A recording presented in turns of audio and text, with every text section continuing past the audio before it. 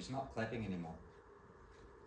I overheard Mandy say that as I was pouring us a coffee one beautiful sunny Bay morning. And then a few days later, Mandy's tone changed. When was the last time you saw her roll? And what's this weird thing she's doing with her hands? And I could feel and hear the concern in Mandy's voice. Mandy had raised these concerns before, even during pregnancy.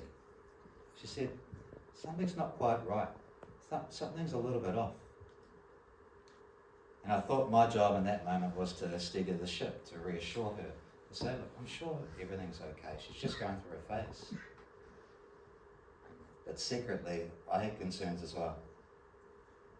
I mean, I'm sure even just 4 weeks earlier, I saw Remy picking up food and eating it herself, but I hadn't seen her attempt that in weeks. It was clear to us something was up. And that's when the search began. We didn't know what it was. Was it muscular, neurological, or something else? So the first stop was to the GP. And quickly, after a few questions, you realise that whatever's going on is above their pay grade. And you're quickly referred to the paediatric specialist. And I don't know if you've been referred to a specialist before, but they take some time. You've got a little bit of waiting to do. And only to show up, get questions, get testing, more waiting, longer and longer down the line, while you're watching your girl, your little girl, not progress, in fact even regress, losing skills that she had just months earlier.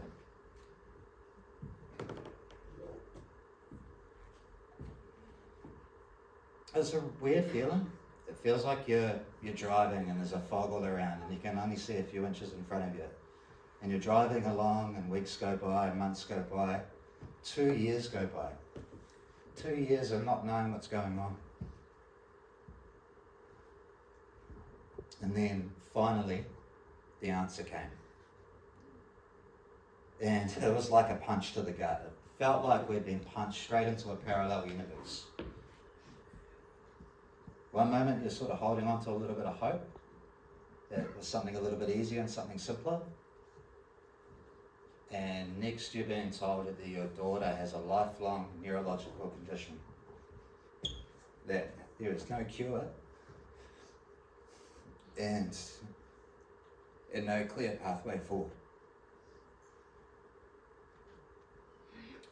Rett syndrome. It's a really weird moment hearing those two words. For a couple of seconds you feel some relief because now you finally know what's going on. But then you look up and the world around you is completely the same, but it feels completely different. From that moment on we realised that we were living in a different world and normal no longer applied to us.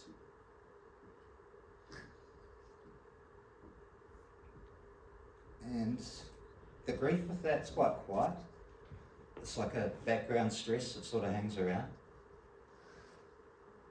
And I undernote about sharing this, but I think the hardest part is when you're seeing your family and friends, kids start crawling, talking, walking, and then you find yourself at their 3-year-old's birthday party and you're watching them like, smash the monkey bars like smooth as silk.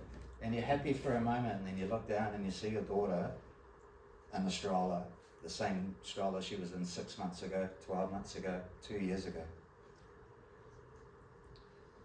And it's hard to say this, but in those moments you feel this massive disconnect. Like you're not part of this birthday experience anymore. You put on this mask trying to be happy. But I think in those moments what we do is just like what every Kiwi family would do.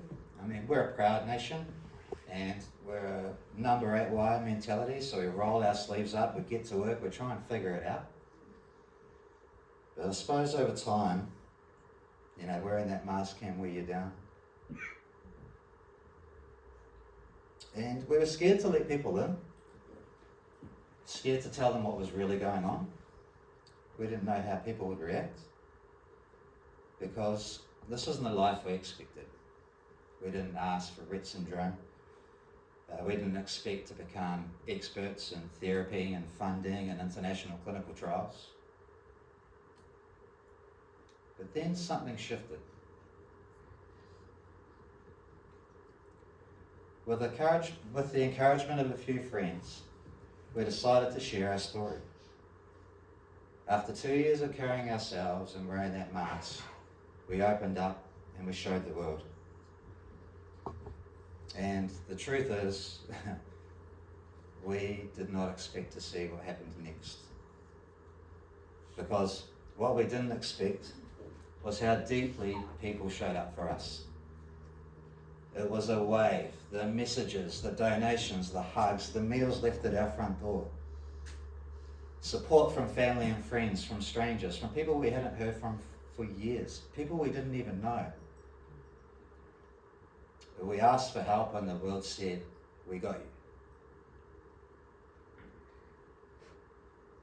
And I think the moment that gets me the most is realizing that the journey that we're on, that for so long had us feeling so disconnected from the rest of the world, actually revealed how connected we really were. And that's been the true blessing.